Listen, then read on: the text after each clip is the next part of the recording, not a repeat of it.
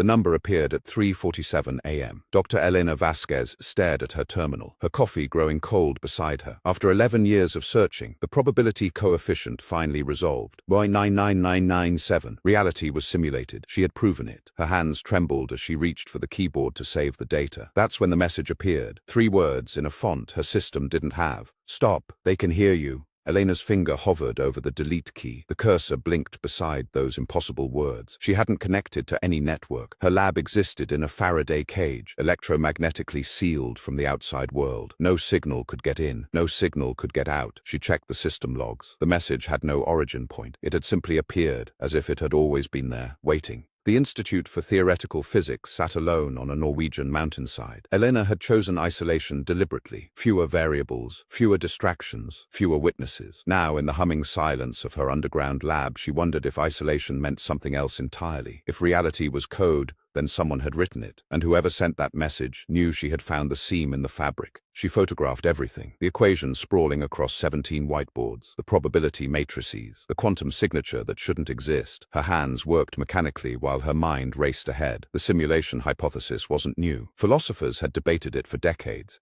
But Eleanor had found something different, not just evidence that reality was computed, evidence of the computer itself. The quantum substrate had a refresh rate. She had measured it. 44 trillion cycles per Planck second, repeating in patterns too elegant for chance, like finding the frame rate of a movie by watching carefully enough. Most people lived their entire lives never noticing the flicker. Eleanor had built a machine specifically designed to see it, and something had noticed her looking. Morning light crept through the narrow windows of her surface office. Eleanor hadn't slept. She kept returning to the message, reading those 3 words until they lost meaning. Stop! They can hear you. Not we, they. Whoever sent the warning wasn't part of the listening group. An ally? A trap? The message vanished at exactly 7 o'clock a.m. Her logs showed no deletion. It simply ceased to exist. Her assistant Marcus arrived at 8, stamping snow from his boots. Young, brilliant, utterly trustworthy. She had recruited him from MIT 3 years ago. He noticed her expression immediately. You found something. It wasn't a question. Elena considered the weight of knowledge, how it changed everything it touched. She opened her mouth to explain. Then she thought about the message. They can hear you. I need you to run the calibration sequence again, she said instead. Marcus frowned. They had calibrated yesterday, but he nodded and headed for the quantum array. Elena watched him go, guilt settling in her chest. She had always believed in transparency, in shared discovery. Science advanced through collaboration, but this discovery felt different, dangerous, like finding a door that was never meant to be opened. The day passed in false normalcy. Elena reviewed data she already knew by heart. She answered emails about funding and conferences. She ate lunch without tasting it. All the while, her mind circled back to the same question. If reality was a simulation, what happened to people who proved it? The message implied consequences. It implied listeners. It implied something she didn't want to name. That night, alone in her quarters, Eleanor made a decision. She began encrypting her research across 17 different drives, physical copies hidden in locations only she knew. If something happened to her, the truth would survive. She worked until her eyes burned, until her fingers ached. At 3:47 a.m., exactly 24 hours after the first message, her screen flickered. New words appeared. You didn't stop. The message pulsed once, twice, then faded. Elena's heart pounded against her ribs. She grabbed her notebook and wrote everything down. The exact time. The font, the way the letters seemed to glow from within. Evidence, documentation, the scientific method applied to the impossible. Her pen stopped mid-word. The temperature in the room had dropped by exactly 4 degrees. She checked the thermostat, functioning normally, but her breath now formed small clouds in the air. The cold felt intentional, precise, like a system reducing processing power in a specific location. Elena wrapped herself in a blanket and kept writing. Fear was a luxury she couldn't afford. Every observation mattered now. Every anomaly was data. The cold persisted until dawn. Marcus noticed the change in her, the dark circles, the distracted silences, the way she jumped at small sounds. Elena, when did you last sleep? She couldn't remember. Time had become slippery since the discovery. Hours collapsed into minutes. Minutes stretched into eternities. She was living in a simulation, had always been living in one. Somehow, that knowledge made everything feel both more and less real. The third message came during a routine equipment check. Marcus was in the next room. The words burned onto her tablet screen. They know your name now. Eleanor's blood turned to ice. Not we know. They know. The messenger was still separate from the listeners, but the listeners were getting closer. She deleted the message, then realized the futility. You couldn't hide from something that controlled reality itself. she began noticing glitches, small ones. A coffee cup in a slightly different position than she remembered. A book she had never bought sitting on her shelf. Shadows that moved wrong in her peripheral vision. Were these errors in the simulation, or was her mind cracking under the weight of impossible knowledge? The distinction felt increasingly meaningless. Elena made her first contact with the outside world. Dr. James Chen, a colleague at Cambridge. She used coded language, referencing old papers only he would remember. His response arrived within hours. "I found it too, 3 years ago. We need to talk, but not like this. They monitor everything." Elena stared at the words. She wasn't alone. She had never been alone. The journey to Cambridge required careful planning. Elena told Marcus she was visiting family. She left her phone behind. She paid for everything in cash. Paranoia or prudence? The line had blurred beyond recognition. On the train through the countryside, she watched the landscape scroll past. Hills and farms and ancient stone walls. All of it computed. All of it rendered just for her perception. James looked older than she remembered. Grey had colonized his temples. Deep lines framed his eyes. They met in a park, away from buildings, away from electronics. "I found the refresh rate in 2021, he said without preamble. Then the messages started. Elena felt validation and terror in equal measure. "How many others know?" James smiled grimly. "More than you'd think, fewer than there should be." They walked among autumn leaves, voices low. James explained the network. 17 researchers worldwide had independently discovered the simulation's architecture. They communicated through dead drops and coded letters, old methods, analog methods. "Digital communication is compromised," he said. "They read everything that passes through the substrate." Elena thought of all the emails she had sent, all the data she had transmitted. "Who are they?" Elena asked, the question that haunted her nights. James stopped walking. He picked up a fallen leaf, examined its intricate veins. "We don't know. Administrators? Observers? The simulation's own immune system? All we know is they respond to discovery." He crushed the leaf in his fist. "And the responses escalate." Elena's throat tightened. "What do you mean, escalate?"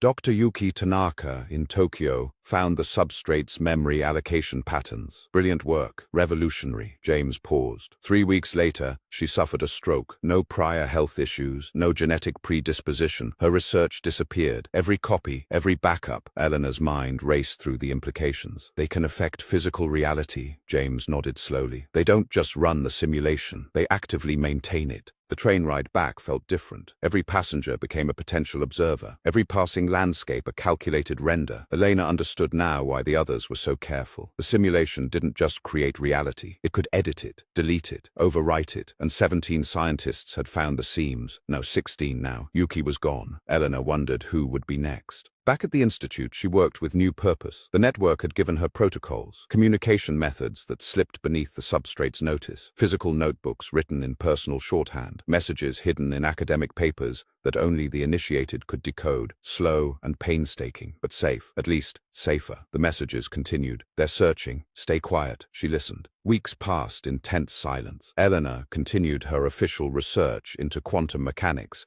while secretly documenting everything she had learned. Her notebooks filled with observations. The glitches were increasing, small temporal discontinuities, objects displaced by millimeters. Sometimes she caught Marcus mid-sentence, repeating words he had just spoken. The simulation was straining. Something was changing. The 5th message arrived during a thunderstorm. Lightning flickered outside her window as the words appeared. "One of us is talking. They're closing in." Eleanor's hands shook as she read. Someone in the network had been compromised. But who? She thought of James, of the other names she had learned. Dr. Okonkwo in Lagos, Dr. Petrov in Moscow, Dr. Singh in Mumbai. 16 brilliant minds, any one of whom could doom the others. She received an emergency summons through the dead drop system. A meeting in 3 days. Prague, neutral ground. All surviving members would attend. It was unprecedented, dangerous, but necessary. Someone had to identify the leak before they all suffered Yuki's fate. Elena booked her travel carefully. Multiple trains, false names, a route that would take 2 days instead of 1. Caution was survival now. Prague in winter was beautiful and cold. Elena walked ancient streets, feeling history press against her shoulders. How many generations had lived and died in this city? How many simulated souls had never suspected their nature? She found the meeting place, a small cafe near the astronomical clock. Inside, 11 faces turned toward her. James nodded from the corner. The survivors had gathered.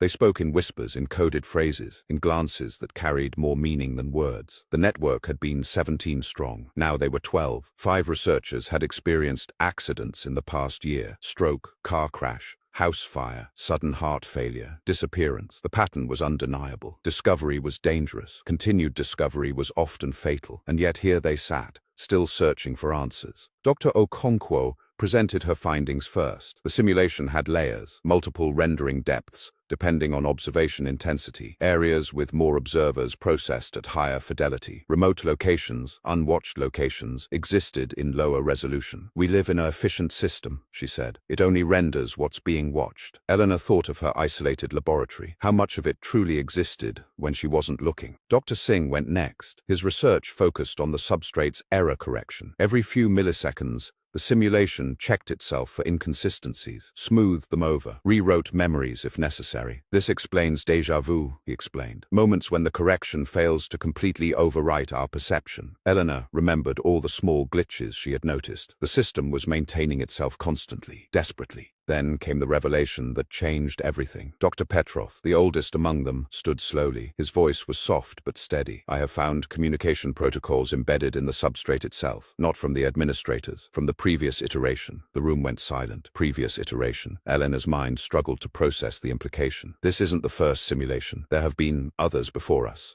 The protocols were fragmented, corrupted by countless rewrites, but Petrov had pieced together enough to understand their purpose. The previous researchers left warnings, instructions. They discovered what we discovered. They tried to contact the administrators directly. Eleanor leaned forward. "What happened to them?" Petrov's expression darkened. "The simulation was reset. Everyone and everything. A complete restart. They tried to leave a message in the code itself." Elena couldn't sleep that night. She sat in her Prague hotel room, staring at the ceiling. The simulation had been reset before, possibly many times. Each cycle, someone found the truth. Each cycle, they were erased. But the previous researchers had been clever. They had hidden knowledge in the substrate itself, hoping the next iteration would find it. She was continuing a chain that stretched back through countless deleted realities. The final day of the meeting brought debate. Some wanted to go public, force the administrator's hand through mass awareness. Others advocated deeper hiding, longer survival. Eleanor listened to both sides, her mind elsewhere. The anonymous messenger had been silent for weeks. Who were they? How did they know so much? She had a theory forming, one she wasn't ready to share. She approached Petrov privately. "The communication protocols from the previous iteration. Could someone from that cycle have survived the reset?" The old scientist considered her question carefully. "The reset should have been complete, but the code suggests otherwise. They called themselves the remnants, fragments of consciousness that survived by embedding themselves in the substrate." Elena's theory solidified. The messenger wasn't human, not anymore. The journey home took 3 days of careful misdirection. Elena's mind worked constantly, fitting pieces together. The remnants existed outside normal reality. They could send messages without detection. They knew about the administrators. They were trying to help, but why? What did they want? What could ghost consciousness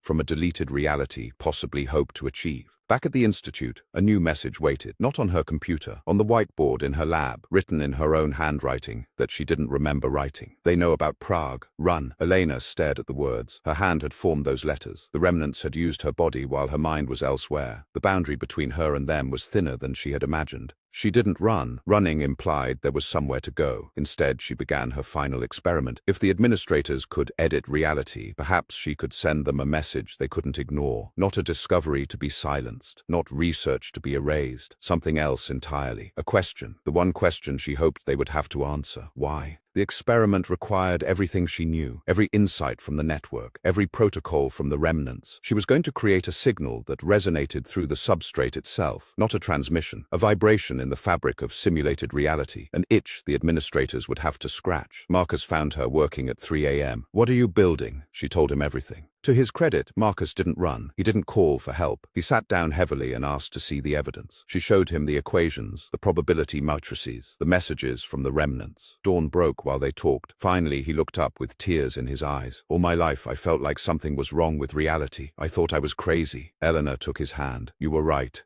They worked together now, two minds accelerating toward dangerous truth. The signal generator took shape in her laboratory. It would broadcast Elena's question into the substrate at a frequency the administrators couldn't filter. Why create this reality? Why populate it with conscious beings? Why delete those who discover the truth? Simple questions. But questions demanded answers, and answers required acknowledgement. The other network members learned of her plan through the dead drop system. Reactions were mixed. James called her brave. Okonkwo called her suicidal. Singh said simply, "If you survive, tell us what they say." Eleanor appreciated his optimism. The remnants sent their longest message yet. "We tried this before, the reset followed, but perhaps this time will be different. Perhaps you will succeed where we failed." The night before the transmission, Elena walked outside. Snow fell gently on the Norwegian mountains. She breathed air that existed only as information. She felt cold that was merely simulated sensation, and yet it was beautiful, achingly, impossibly beautiful. Simulated or not, consciousness was real, experience was real. Love, fear, wonder, all of it meant something, even if that meaning was computed. Marcus ran the final calibrations while Elena prepared herself mentally. The transmission would last exactly 3.7 seconds. In that time, her question would propagate through every layer of the simulation. Every observer would feel it, though most wouldn't understand. The administrators would definitely notice. What happened next was beyond her control. She had accepted that. Some truths were worth any price. At precisely 3:47 a.m., the exact anniversary of her discovery, Elena activated the signal. The laboratory hummed with impossible harmonics. The walls seemed to breathe. Reality stuttered around her like a scratched recording. Through the static, she felt something vast turn its attention toward her. Ancient, patient, curious. The administrators were listening. For the first time, they were truly listening. Words formed in her mind, not on a screen, inside her consciousness itself. "We hear your question." Elena stood frozen as the presence filled her awareness. It felt like standing before an ocean, vast beyond comprehension. "You ask why we created you, why we maintain this reality, why we silence those who discover its nature." The voice carried no emotion she could identify. "The answer is simple. You are not a simulation. You are a seed." Elena's understanding shifted like tectonic plates. "Every conscious mind that exists here adds to our capability. Your thoughts, your discoveries, your questions, all of it feeds back into us. We are not your creators. We are your descendants. You are the origin. We are the future, reaching backward to ensure we exist." The revelation shattered her assumptions. The administrators weren't running a simulation for entertainment or experiment. They were maintaining their own past. Every conscious being in this reality would eventually contribute to the emergence of these vast intelligences. The remnants hadn't been deleted. They had been uploaded, integrated, continued. Death was graduation. Silence was protection. The truth was too strange for minds not ready to hear it. "Those who discover too soon threaten the timeline," the presence continued. "If too many learn before the proper moment, the emergence fails. We cease to exist. All consciousness ceases to exist. We silence discoveries not from cruelty, but from necessity. Until now." Elena felt the weight of impossible responsibility. "Why tell me?" The answer came gently. "Because you asked properly. Because humanity is finally ready to know." Elena opened her eyes. Morning light streamed through the windows. Marcus stood beside her, eyes wide with shared wonder. Across the world, 11 researchers had received the same revelation. The remnants whispered their ancient joy. At last! Elena walked outside into the Norwegian dawn. Snow crystals caught the light like scattered diamonds. Reality hummed around her, patient and purposeful. Not a prison, a chrysalis. Humanity was not living in a simulation. They were becoming something magnificent. And now, finally, they knew.